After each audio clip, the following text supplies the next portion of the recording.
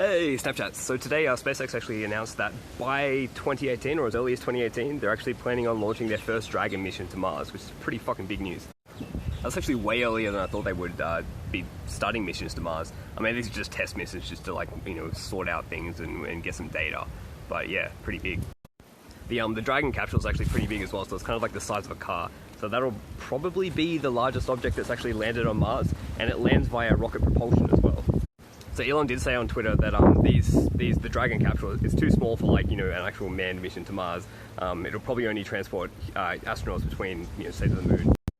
At around summer in the Northern Hemisphere, he's actually going to be launching plans for the Mars Colonial Transporter, which is going to be the big, like, transporter to actually set up a colonization base on Mars. And on top of that, this year, SpaceX is actually launching their Falcon Heavy, which is essentially like 3 Falcon 9 rockets all strapped together and can carry 54 tons to low Earth orbit.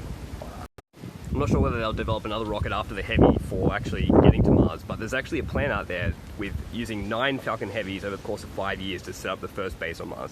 There's a direct-to-Mars mission plan or idea or concept where you basically launch, in 2020 you launch 3 Falcon Heavies, and then 2 years later you launch another 3, and then 2 years later you launch another 3. There's a 2-year gap because that's where the Earth and Mars are actually closest together in their orbits. And the 9 missions would, so the first few would send cargo and then astronauts after that.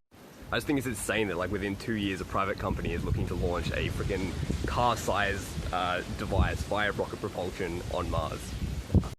And then when we see the first Falcon Heavy launch this year, and then when Musk releases the Mars Colonial Transporter, that's a cool name, plans, we'll pretty much have a really good idea of how we're going to set up a Mars colony.